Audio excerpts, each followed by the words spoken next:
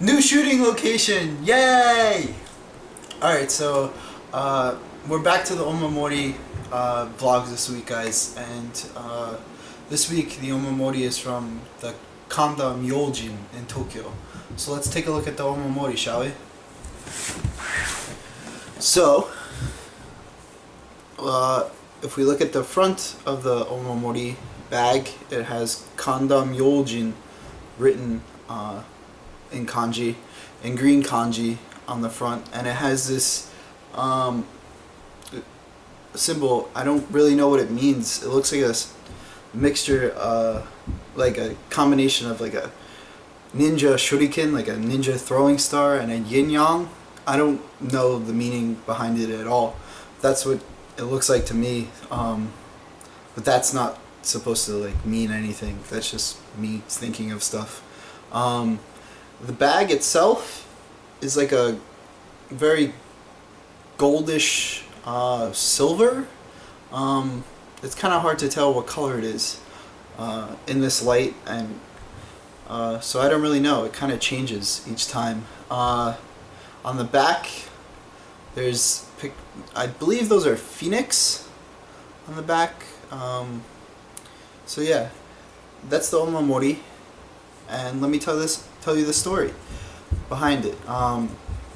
So the Kanda Myoujin is very close to the Akihabara section of Tokyo, which is the main center for anime, manga, like figurine collecting, any kind of nerdy stuff. So I was in Tokyo that weekend for the Kyokushin World Weight Category Tournament. I was there by myself. I was staying in a hostel near Shinjuku. So yeah, that day, I think it was the day before the tournament, I went out to Akihabara because I'm into manga and anime and stuff like that, just to look around. Bought a couple of manga, went to the Tokyo Anime Center, which for that weekend had a Oreimo display. Oreimo is one of the mainstream anime that I like. One of the few mainstream anime that I like. So I was super stoked to go to that Oreimo event and look at some of the storyboards and stuff like that for the anime. And then I walk outside and I see a sign for the Kanda Shrine in English. So I'm like, alright, I want to go to a shrine. Let's go. It turns out it's about a mile walk from Akihabara. You have to walk through all the little streets, which is fine. And there's a big sign for Kanda Myoujin, or the Kanda Shrine, if you walk past the big Mandarake store, the used manga store in Akihabara. And if you go, maybe say the Mandarake store is here, if you go 2 more blocks in from the Mandarake, there's a big sign that will lead you to the Kanda Myoujin. So you're walking down that road and you walk up a big hill that turns to the right, and it goes up like this. And the Kanda Myoujin will be on your right hand side. And you know, I didn't really know what it was. I just saw that it was a shrine, and I wanted to go. So it turns out that this shrine is pretty important in Japanese history and Japanese religious practice. The kami that are enshrined there are pretty famous, and two of them are two of the 7 lucky gods. Ebisu and Daikokuten are enshrined there, and the other kami, or the other god that's enshrined there, is Taira no Mikado, who was a rebel during the Heian period, and he's kind of not liked in Japanese history because, you know, the Japanese don't really like rebels. They like to fit in with society, and so there's a history of whether or not he should be a god at that shrine, and if people want to remember him as a god. But you can do your own research and form your own opinion on that subject. Also, the shrine is known for the Kanda Matsuri, or the Kanda festival, that happens every odd year in Tokyo. They're known to carry on a big mikoshi, which is a big mini shrine that is carried on the shoulders of many men.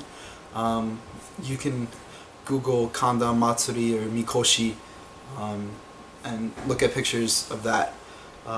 Originally, the festival was supposed to commemorate Tokugawa Ieyasu's victory in the Battle of Sekigahara, and now it's just to commemorate the three gods Ebisu, Daikokuten, and Taira no Mikado.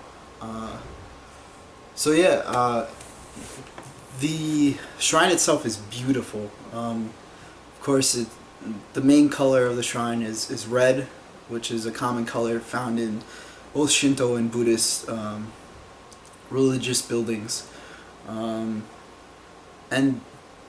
on the day I went, it just so happened that a couple was getting married at the shrine, so I got to witness a traditional Japanese Shinto wedding just for free, just walking in at the shrine. And that was super interesting and super cool for me, because I've never gone to a Japanese wedding. I've never seen a Shinto wedding at all, and I just so happened that I got lucky and was able to witness the wedding. And they go through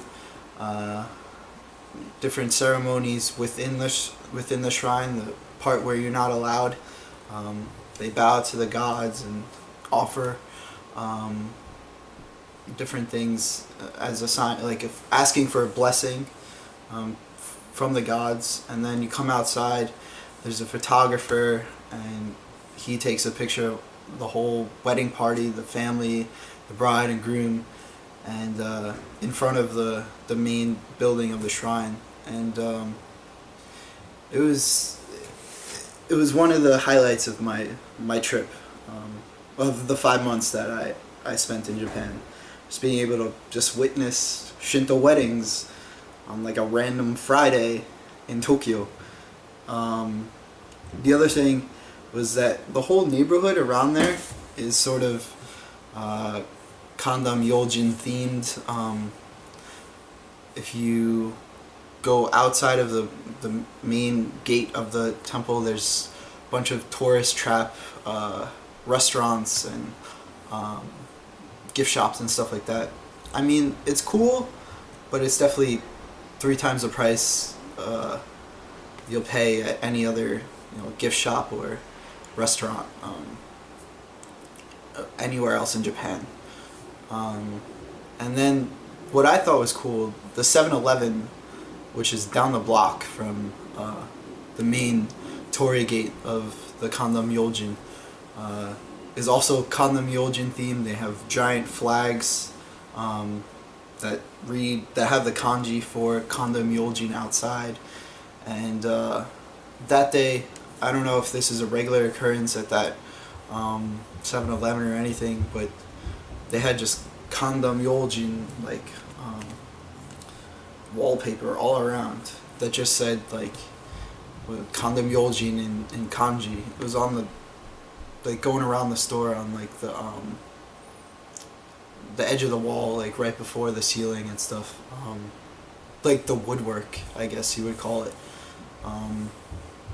So yeah, that was my story of going to Kanda Myoujin. Hope you enjoyed it, and it seems like you guys like my other videos, so I hope you keep watching, and I'll keep making them. Alright, take care.